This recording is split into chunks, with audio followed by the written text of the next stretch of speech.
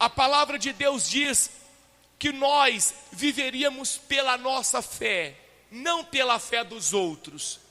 Por isso que eu digo toda terça-feira que é culto de oração, que você não deve esperar ou depender da minha oração, mas é dia de você abrir a sua boca, profetizar, clamar, orar, expressar a sua fé. Deus disse: o meu justo viverá pela sua fé. Sua fé.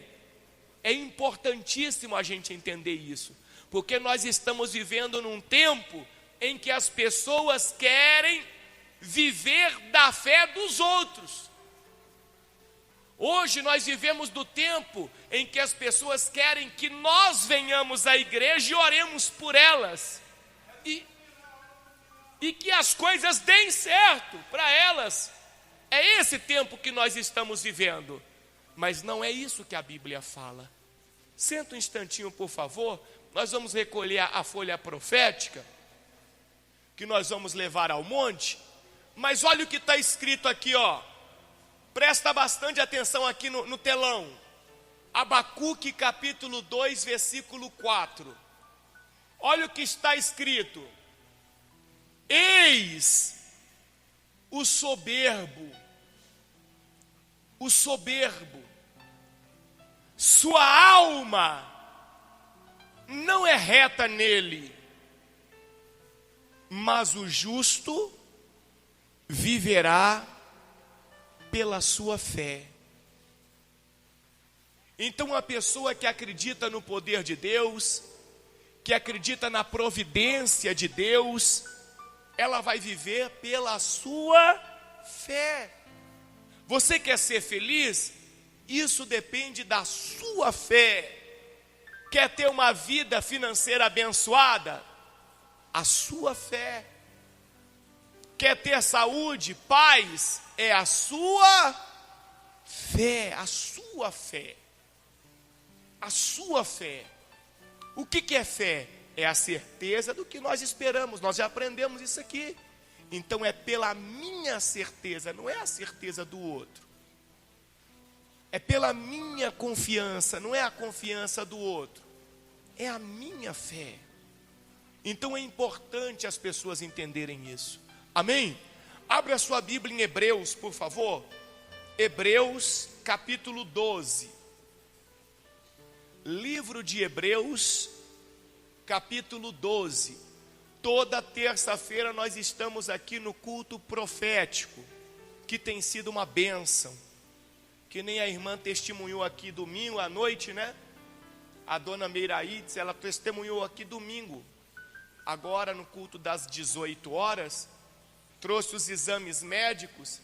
E ela disse no testemunho dela, que toda terça-feira vem profetizando a cura, a saúde, a restauração, a libertação. E o médico já tinha condenado ela a um transplante de rins. Ela está com os exames, ela trouxe. Vai sair no nosso informativo evangelístico, vocês vão ver. O médico já tinha dado o diagnóstico de transplante de rins, que os rins estavam atrofiados. Isso no exame foi de setembro, né? De setembro. Estava tomando 23 medicamentos. 23 medicamentos. Mas veio toda terça-feira profetizando: o justo viverá pela sua fé. Posso te fazer uma pergunta? Uma pessoa que já estava com os rins condenados, tomando 23 medicamentos por dia. Se nós fôssemos olhar nos olhares humanos, tinha todos os motivos para ficar prostrada em casa, reclamando da vida, dizendo que não tinha força, não tinha condições de estar onde? No culto. Mas veio orar, veio profetizar, veio clamar. E quando foi agora na última semana de novembro, foi quando de novembro mesmo que fez o outro exame?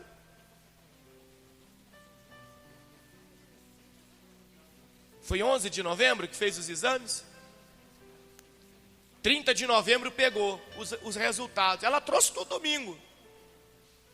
O novo exame diz que os rins estão funcionando perfeitamente. Que já não tem necessidade nenhuma de fazer transplante.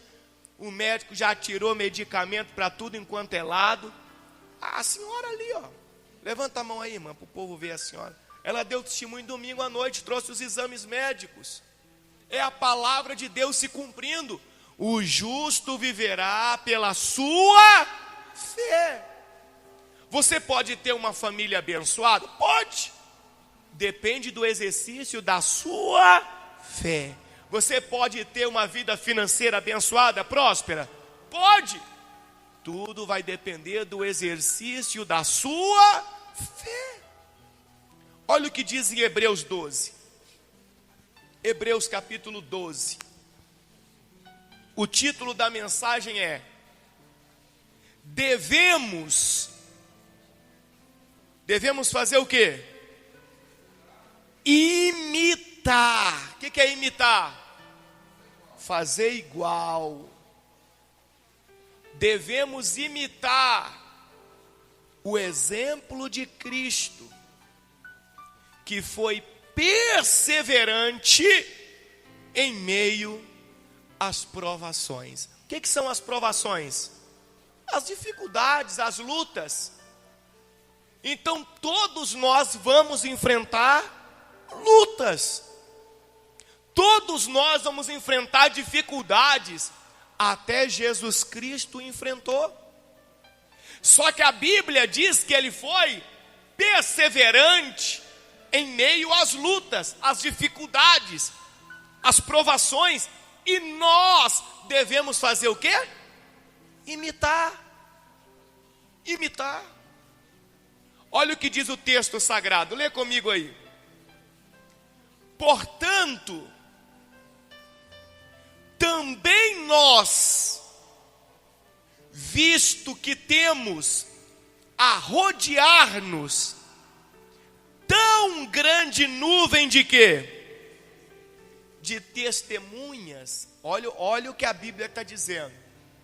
Nós estamos cercados de pessoas olhando para a nossa atitude. Como Jesus. Jesus estava cercado de pessoas observando quais as decisões ele iria tomar em meio às dificuldades. Quais as decisões que nós temos tomado? Quais as decisões que as pessoas que dizem ser servas de Deus têm tomado? Quais são as atitudes? A de enfrentar a luta, de se apegar com Deus, de viver a fé, de crer que tudo vai dar certo, que Deus é poderoso para mudar a situação? Ou é a decisão de sentar e ficar reclamando do problema? Ou é a atitude de se esconder na caverna igual Elias fez? Lembra de Elias, o profeta? A princípio era um homem cheio de valentia, mas quando o negócio ficou mais apertado, o que ele fez? Fugiu para o deserto e se escondeu numa caverna. Quando ele se escondeu, o que Deus falou para ele?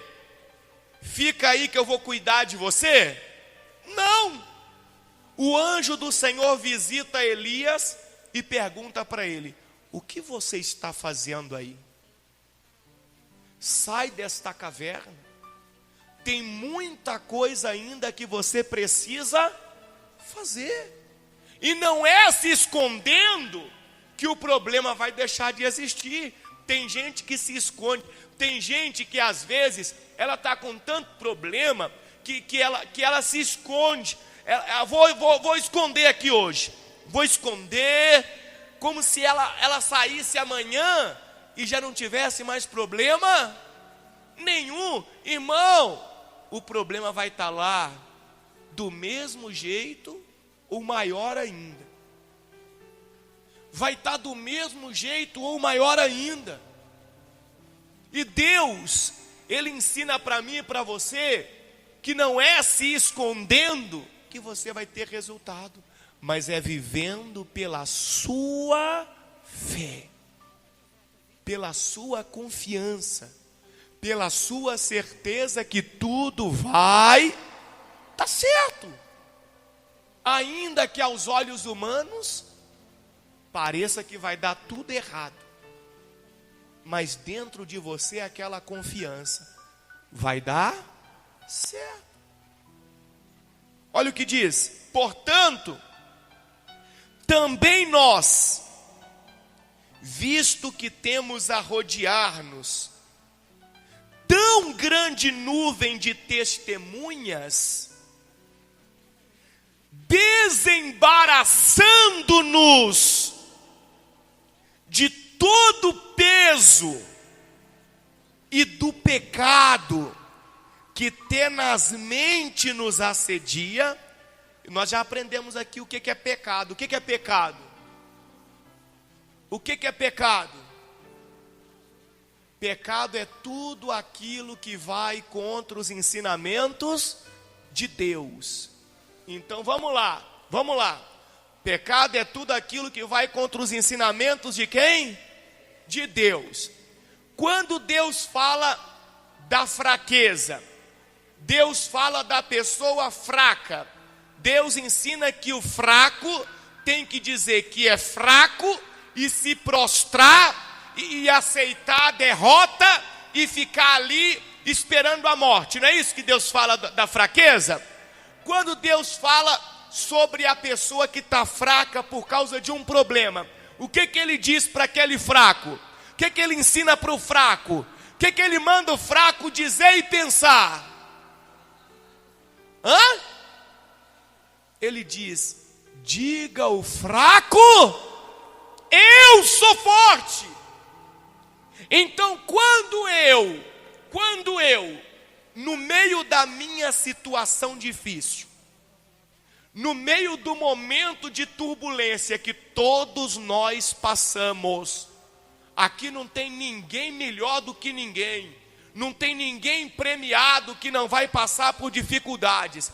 Todos nós vamos enfrentar dificuldades. Então quando eu, no meio da dificuldade, deixo a fraqueza tomar conta, me prostro e digo que eu sou fraco, que eu não vou conseguir, o que eu estou fazendo? Pecando. Eu estou pecando. Que é isso, Bispo Paulo? Sim. Por que eu estou pecando?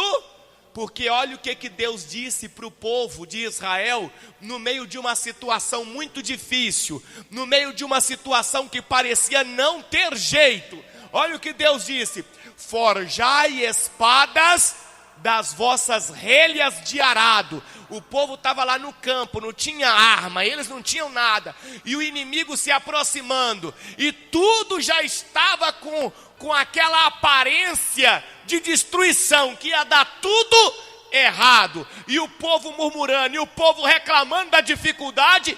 Deus olha para eles e fala: vocês são uns pobres coitados, não é isso? Deus fala para eles: acabou, aceita a derrota que é melhor, aceita que é melhor. Foi isso que Deus disse? Olha o que Deus disse: forjai espadas das vossas relhas de arado e lanças das vossas podadeiras. Diga o fraco. Tem alguém fraco aí? Deus olhou para aquele povo e disse: tem alguém fraco aí? Então se tem, diga ao fraco o quê? Eu sou forte. Por que eu sou forte? Porque eu não estou sozinho. Porque eu não estou vivendo pela minha condição humana. Eu não estou lutando com a força do meu braço. Eu não estou tentando vencer com a minha capacidade. Eu estou confiando naquele que me fortalece. Eu estou vivendo pela minha fé. O que é fé? Certeza de coisas que se esperam e convicção de fatos que não se veem. Por isso que ainda que no meio da tempestade eu esteja me sentindo fraco, dentro de mim eu vou gritar que eu sou o quê? Que eu sou forte. Porque se eu agir de maneira diferente, o que eu estou fazendo? Eu estou pecando. tudo que eu faço contrário ao ensinamento da palavra de Deus, eu estou pecando. Tem gente que acha que o pecado é só o vício, a mentira. Tudo, preste atenção que é profundo isso. Tudo que eu faço contrário ao ensinamento da palavra de Deus, eu estou pecando. Por isso que lá em Oséias capítulo 4, Deus disse: o meu povo sofre porque lhe falta conhecimento.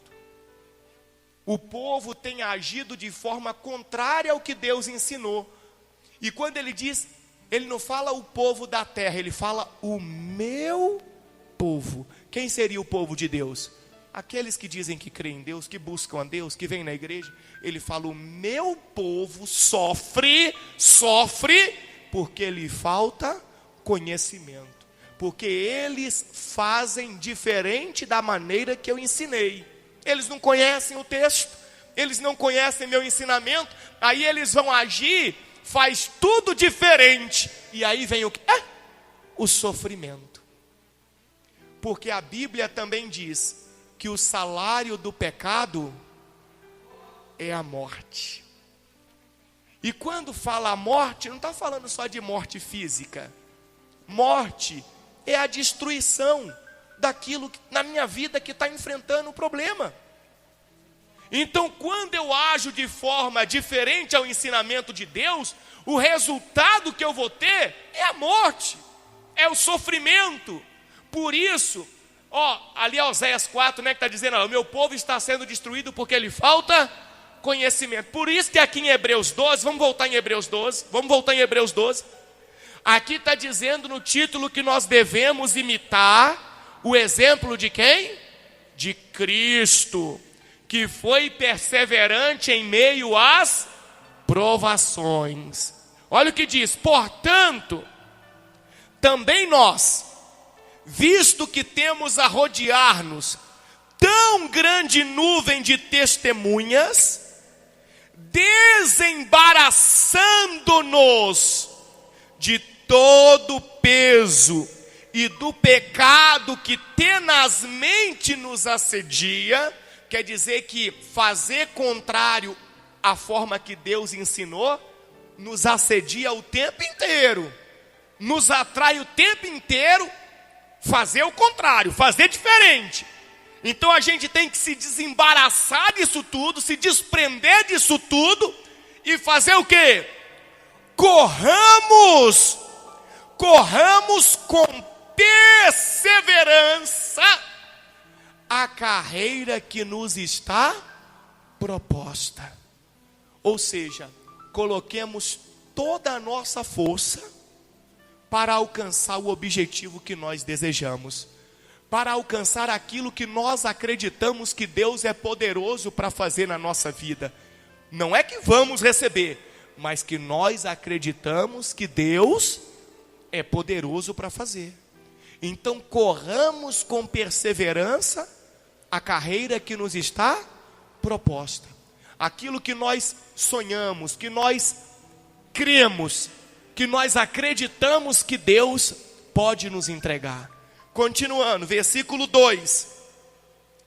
Olhando firmemente, para quem? Para o outro que foi derrotado no mesmo problema, não é isso? Para a pessoa que perdeu numa situação igual a nossa, não é isso? Olhando firmemente para quem? Para o autor e consumador da fé. Quem? Jesus. Olha que interessante agora. Nós devemos olhar firmemente para Jesus. Por que nós devemos olhar firmemente para Ele? E correr a nossa carreira da fé, e não dizer que estamos derrotados, que não vamos conseguir, que a situação não tem jeito, e não cruzar os braços, e não se esconder, e não se prostrar. Por que nós devemos olhar firmemente para Jesus e correr a carreira que nos está proposta com perseverança? Por quê? O qual, em troca da alegria que lhe estava proposta, o que ele fez? Por que Jesus suportou a cruz? Por quê? Porque existia uma promessa, existia uma alegria depois daquela cruz, existia uma certeza que algo extraordinário estava preparado se ele vencesse aquela dificuldade. Por isso que a Bíblia está dizendo que eu tenho que olhar para ele, que eu tenho que ter como exemplo quem? Ele. Porque ele sabia que estava preparado algo extraordinário se ele vencesse a dificuldade da cruz. Será que foi fácil? Não, meus irmãos. Não. Porque até chegar na cruz, muita coisa ruim aconteceu. Tem gente que acha que é só a cruz. Pelos estudos bíblicos, subentende-se que ele levou 39 chibatadas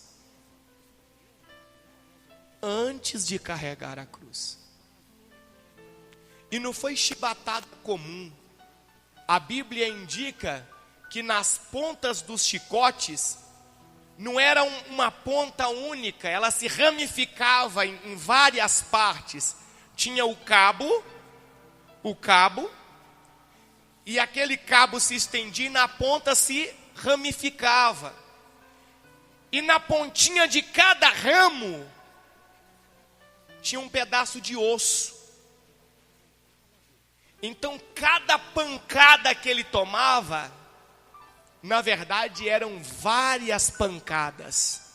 Cada uma valia por várias. Eu não sei te precisar o número exato agora. E aqueles ossos, aquelas coisas que ficavam na ponta, nas pontas ramificadas, eram pontiagudos. Do jeito que o soldado batia, aquilo cravava e o soldado fazia o quê? Puxava. Os estudos indicam que foram em torno de 39. Lembrando que a noite anterior ele ficou preso, sem comida, sem água. Imagina como que estava o corpo dele, fisicamente falando.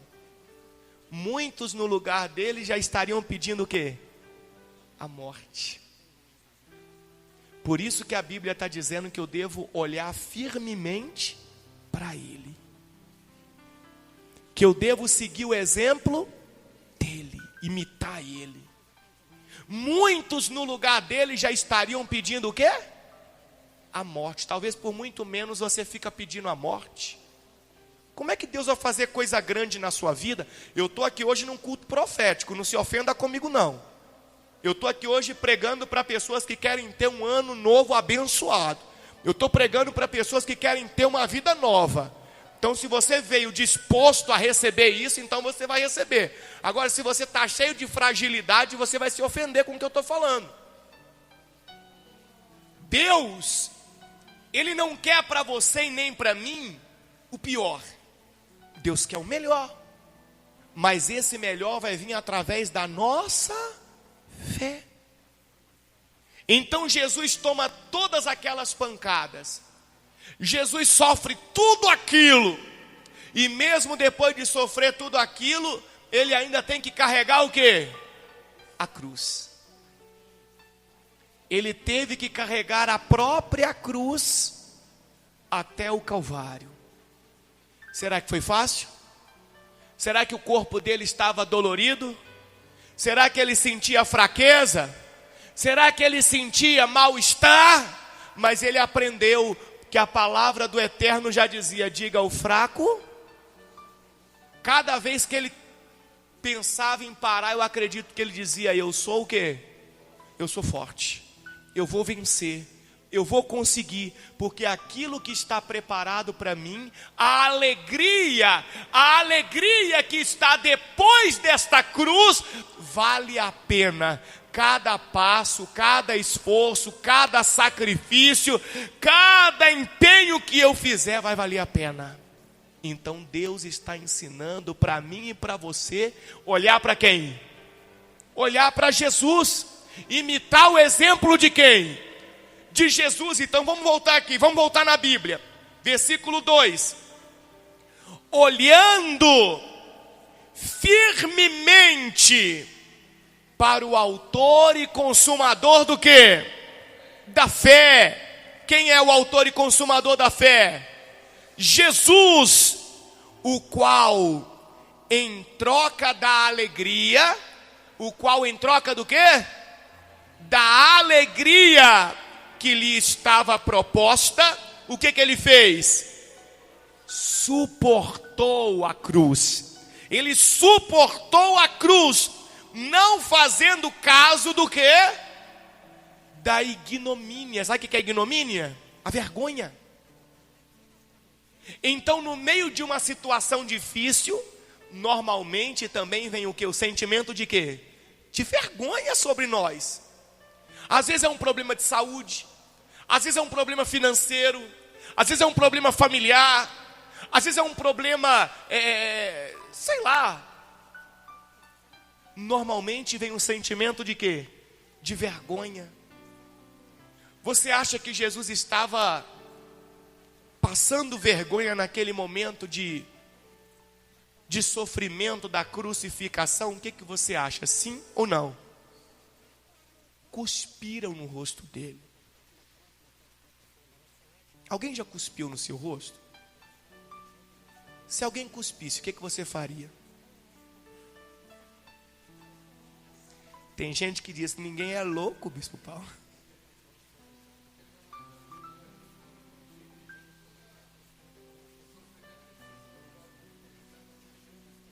Zombaram dele. Quer uma coisa terrível? Jesus era judeu, Oriente Médio, e nós percebemos que as pessoas do Oriente Médio cobrem bem o corpo. As mulheres então nem se fala. Você vê as mulheres na televisão do Oriente Médio de burca, só mostra os olhos e olha lá. Uma das maiores humilhações e vergonha para um judeu seria ficar nu na frente dos outros. O que eles fizeram com ele? Rasgaram as roupas dele, deixaram ele nu. Mas ele não fez caso, ele não se importou com o que mesmo? Com a ignomínia, com a vergonha. Ele não deixou aquele momento de vergonha atrapalhar o objetivo dele. Qual que era o objetivo dele? Alcançar a alegria que estava proposta, que estava preparada, se ele suportasse a cruz.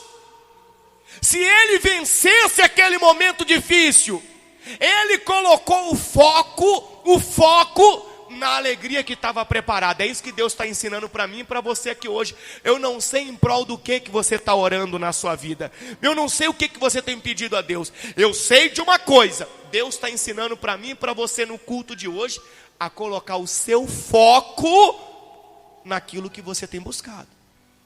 E não deixar nada que está acontecendo à sua volta, seja a dificuldade, seja a fraqueza, seja a vergonha, não deixar nada disso tirar o seu foco, atrapalhar a sua caminhada, o medo, não deixar.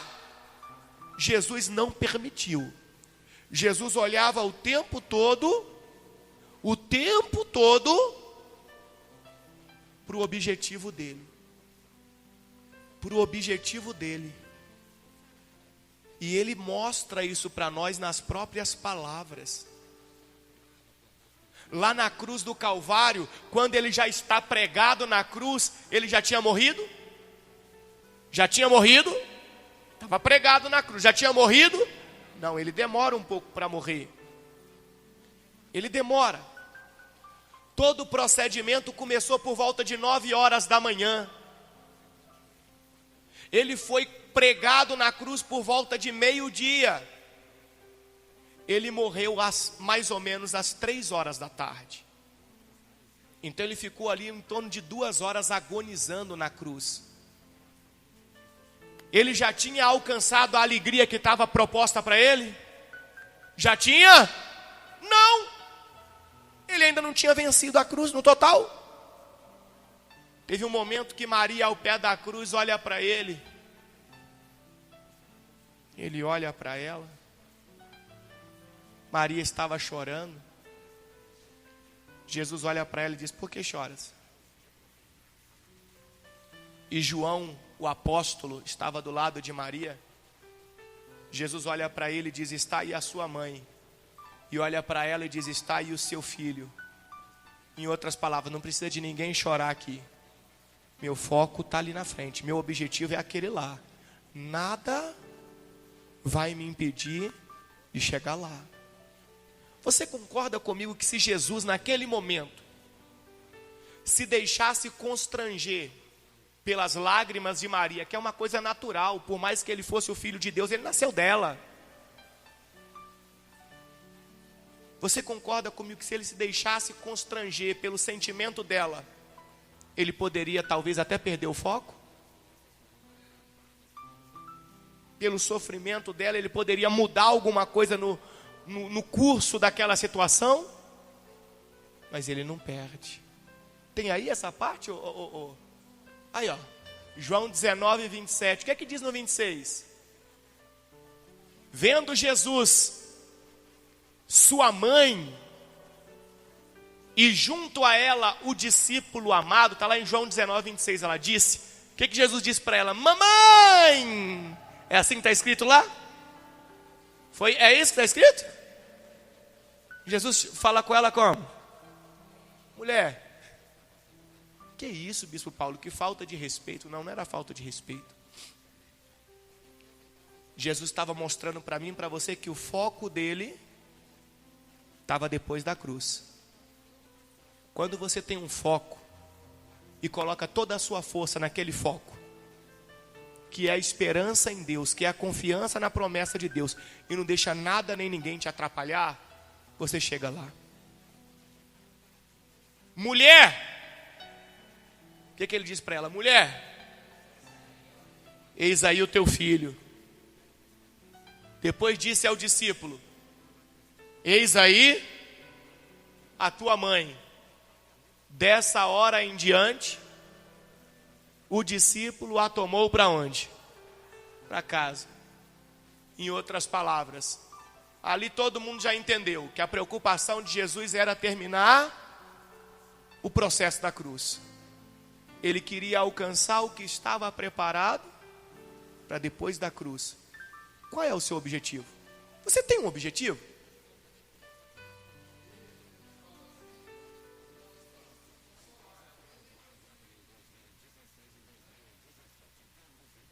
Está aí seu filho, não fica chorando por mim não. Pega aí, fala dessa mulher, sua mãe, a partir de hoje, vai. Chore por mim não. Eu estou aqui porque eu quero, eu tenho um objetivo. Qual é o seu objetivo? Por que você ora? Por que você pede a Deus alguma coisa?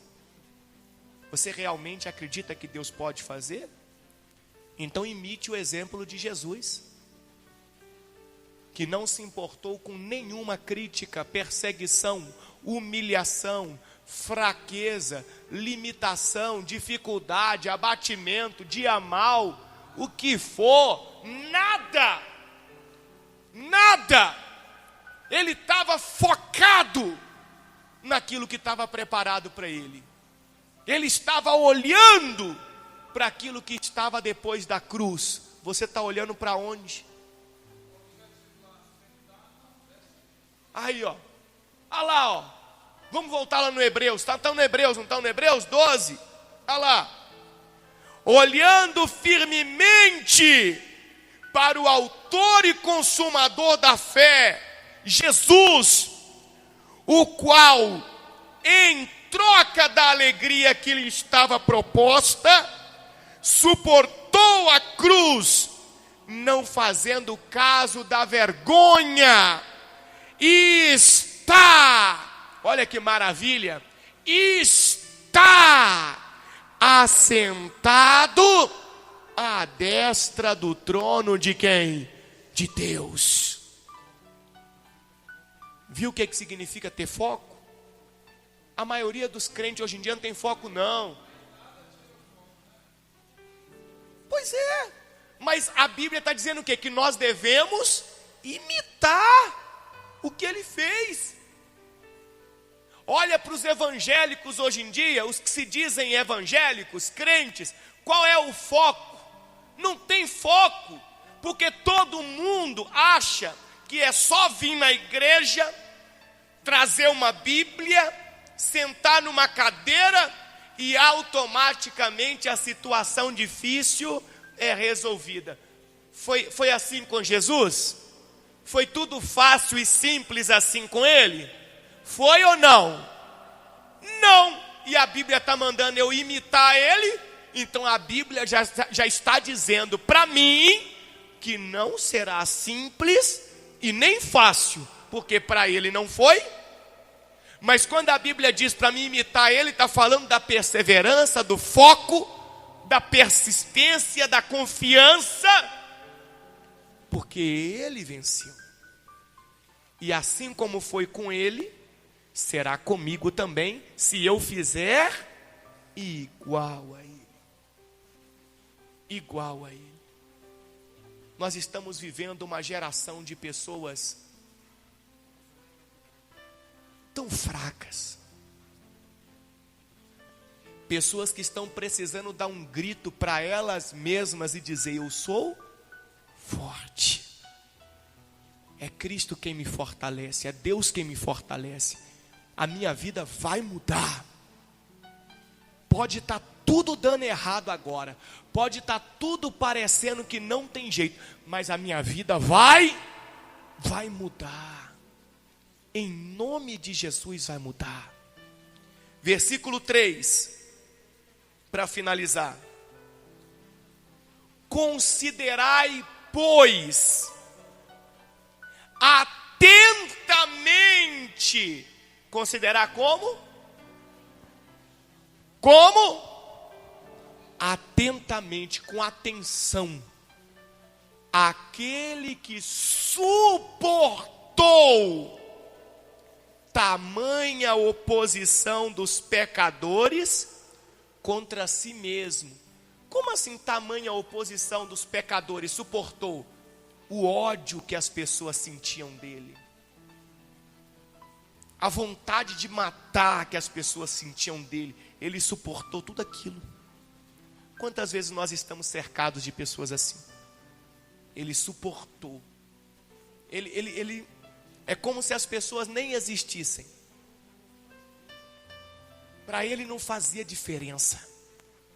Ele suportou tamanha oposição dos pecadores contra si mesmo. Então nós devemos considerar atentamente no que ele fez. Para quê?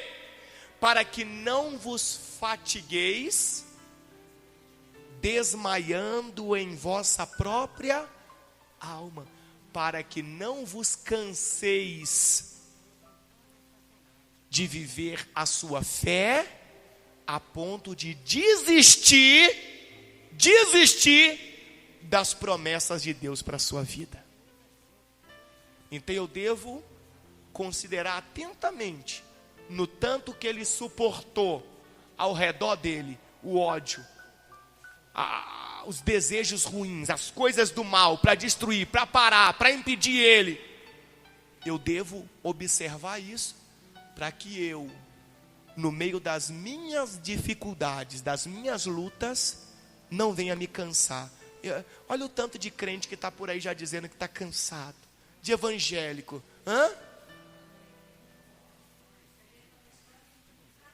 Trabalha para cansar.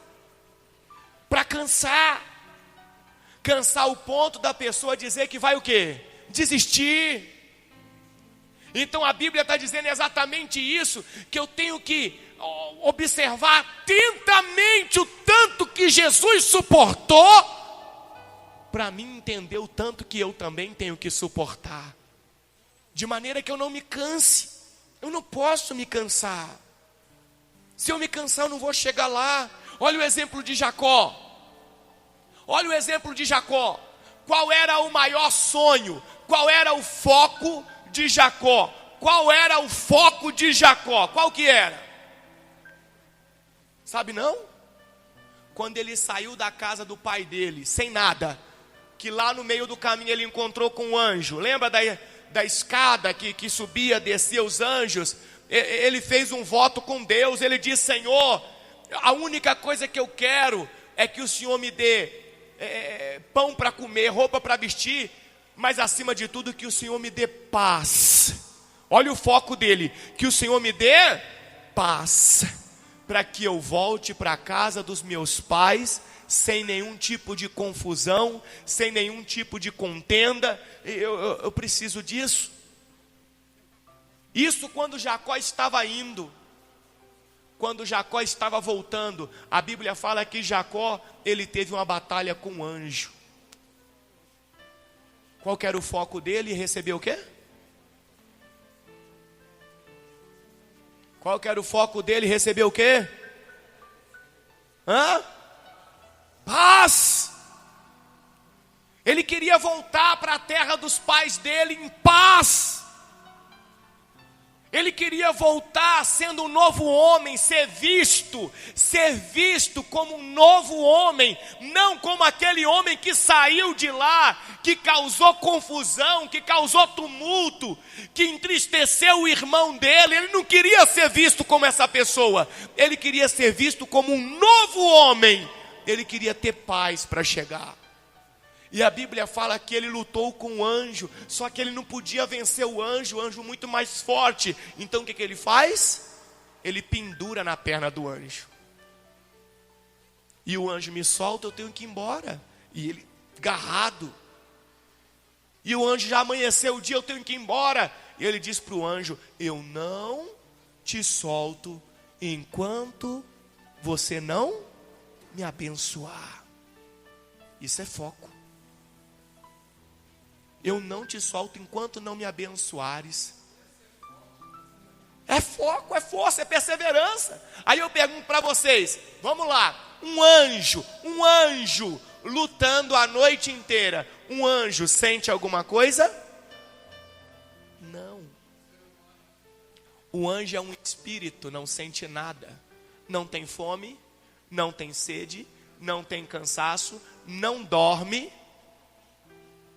É eterno, não morre, não envelhece. E o Jacó, o velho Jacó, porque Jacó já era velho, a noite inteira pendurado na perna do anjo. Imagina como é que já estava o Jacó, humanamente falando, estava como? Cansado. Humanamente falando, estava o quê?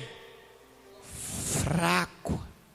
Mas ele disse para o anjo: não te solto enquanto não me abençoares. O fraco estava dizendo: eu sou o quê?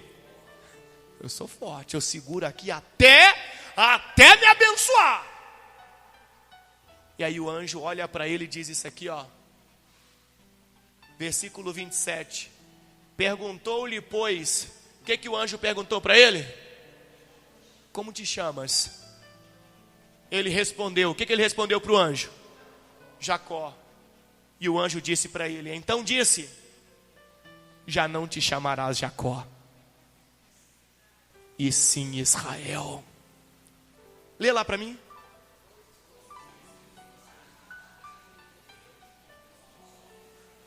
Pois como o que mesmo? Como um príncipe. Por que príncipe? Por que príncipe? Príncipe é aquele que defende o trono que vai ser dele. Ele luta pelo reino que é dele, que vai ser dele. Ele tem um foco, ele fala: isso aqui é meu, ninguém vai tomar. O anjo dizendo para ele: pois como príncipe, você lutou por aquilo que você queria, por aquilo que você entendia que era para você, que eu podia fazer, e você prevaleceu. Não é venceu. Você o quê? Prevaleceu, perseverou.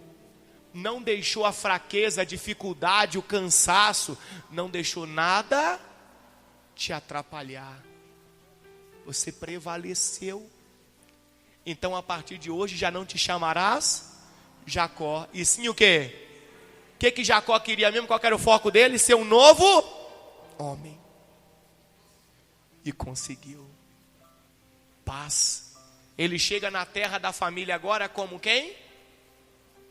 Como Israel. Como Israel. E ele leva paz. Uma nova história. É isso que Deus está ensinando para mim e para você hoje. Você tem um foco? Será que você tem? É uma pergunta que eu estou fazendo para você ficar se martirizando com ela mesmo. Será que você tem um foco? Se você tem, não deixa nada que está ao seu redor ofuscar você não. Coloca seu objetivo lá. Não se importe com a vergonha, com o cansaço. Quando você se sentir fraco por causa das lutas, grite para você mesmo: eu sou forte. Não é por causa da minha capacidade, é porque Deus me sustenta. E eu vou alcançar as promessas de Deus na minha vida. Em nome do Senhor Jesus. Quem entendeu a mensagem? Então agora é fazer o quê? É viver. É viver. Porque se você viver, você vai ver as promessas de Deus se cumprindo. Glória a Deus. Fica de pé no seu lugar, por favor. Glória a Deus. Eu quero aquele versículo do Jacó. Aquele lá. Gênesis 32, o quê? Entrega uma folha profética para cada pessoa, por favor. É o 28. É esse aqui, ó. Eu quero esse aqui na folha profética, lá no cabeçalho da folha. Você vai anotar esse versículo. Gênesis 32, 28. Já não te chamarás Jacó, e sim Israel, pois como príncipe lutaste com Deus e com os homens e prevaleceste. É esse tipo de gente que Deus está procurando. É esse tipo de povo que vai ser honrado por Deus. O povo de Deus tem que ser assim, ó. É esses aqui, ó. Diga ao fraco: eu sou forte. Eu tenho um Deus. Deus é comigo. Deus é na minha vida. Eu vou vencer. Tá fácil? Não. Tá difícil. E como eu disse, ninguém aqui tem uma estrela brilhante na testa, não, meu irmão. Todos aqui enfrentam dificuldades, lutas. Todos. Agora a vitória não é para todos. A vitória é para quem prevalece. Eu quero fazer parte dos que vão prevalecer. Em nome de Deus. Levanta essa folha aos céus. Fecha os seus olhos.